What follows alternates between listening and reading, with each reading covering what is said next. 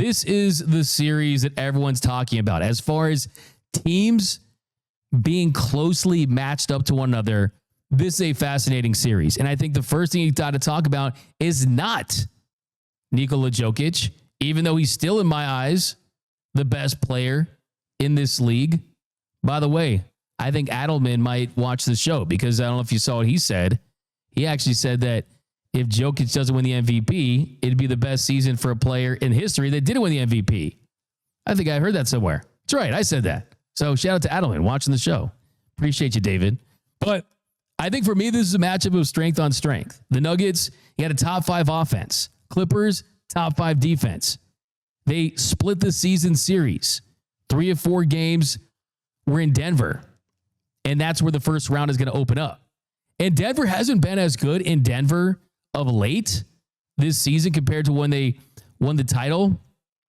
But they're in disarray. You don't have Mike Malone. You got David Adelman. He's got the keys. And I think it's going to come down to, is this a coming out party? I mean, we talk about the Lakers. JJ Redick all of a sudden can do no wrong. He's the new Pat Riley. He's the new it coach in the NBA after just one season.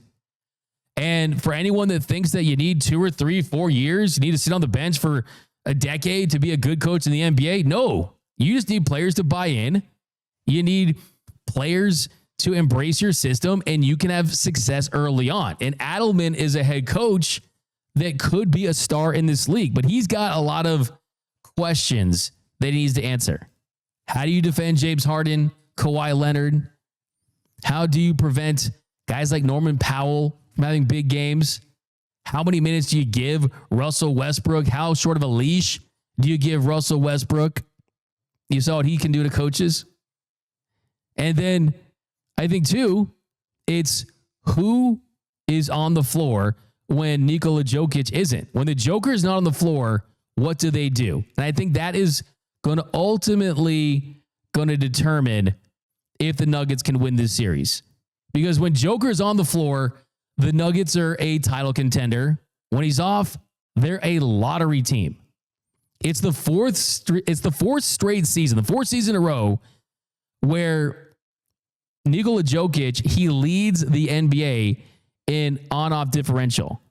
And the Nuggets have been 19.8 points per 100 possessions better with him on the floor, and a plus, wait for it, minus 10.5 when he's off the floor.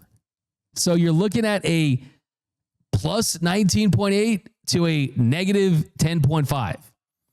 When he's off the floor, they're a lottery team. When he's on the floor, they're a title contender. Who steps up?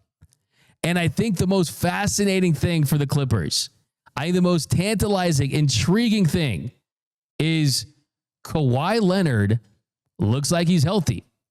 And yes, people have said the Kawhi contract has been a bust for the Clippers. I disagree. I don't throw out the bust word out there because he has played. If he never played, Anthony Bennett's a bust, right? Kawhi Leonard's not a bust. He's been injured. If you could squeeze one deep run, if you could squeeze one finals appearance, if you could squeeze one championship out of Kawhi Leonard and even just give them hope for it, I think it's a major win. And Kawhi Leonard has absolutely just found it. He's absolutely found it, and he's stayed healthy. He missed the first 34 games of the season for the Clippers, but he's played in 21 of the last 25. He's looked really, really good on the court this season. And the Clippers' overtime win against Golden State on Sunday, 33 points. Very efficient. 13 of 20 shooting. Also, postseason Kawhi is a thing. Playoff P? No. It's postseason Kawhi. We saw what he did with the Raptors. In his playoffs career, he's averaging 29.3 points, a 63.3% true shooting in over 60 playoff games from 2017 to 2020. That is not a small sample. Those are elite numbers.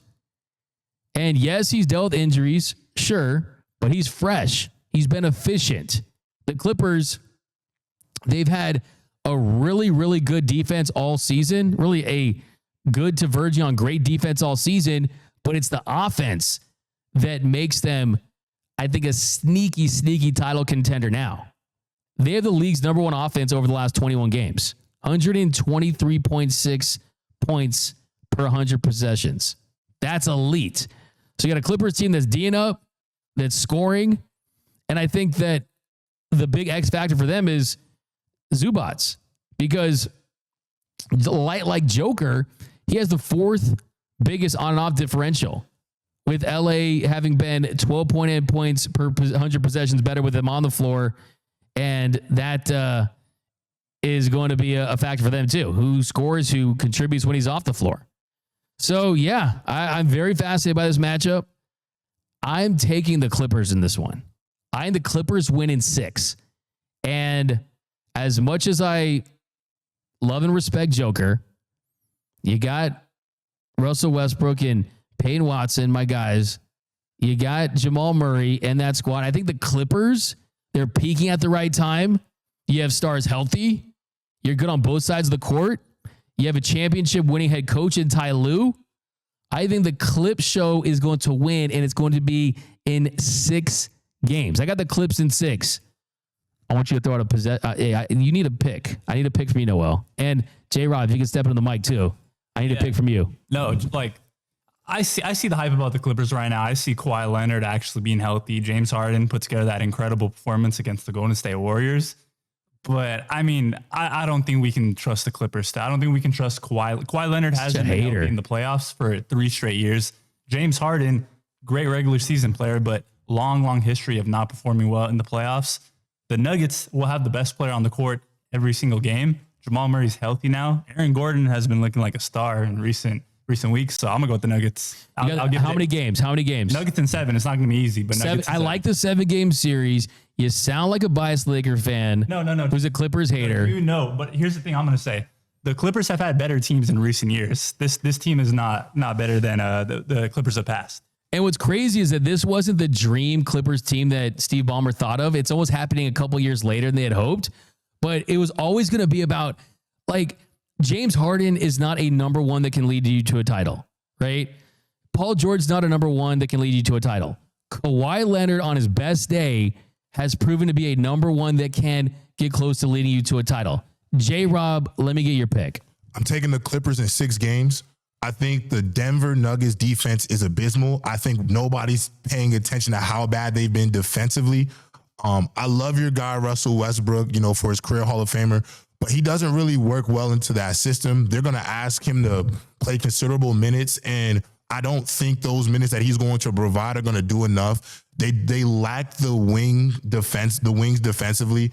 And, I heard Noel say that James Harden doesn't play up to standard into the playoffs, but I think we forget that he's played pretty well in the playoffs up until he has to face the Warriors, and then Chris Paul is hurt. You know what I'm saying? So, he's shown that he can get it done. And listen, Kawhi Leonard looks like he put that HGH or whatever in his knee, and he's looking quick. So I'm going to go with the Clippers. I like Ty Lue. I like the coaching matchup too. I mean, if Ty Lue can't beat a guy who's been coaching for 4 games in his pro career, then I don't know what to tell you, but I give the Clippers a real shot at this. I'll take them in 6 games. Yeah, I think Clippers, Steve Ballmer going crazy, losing his mind at the Intuit. I like the Clippers this one. Now,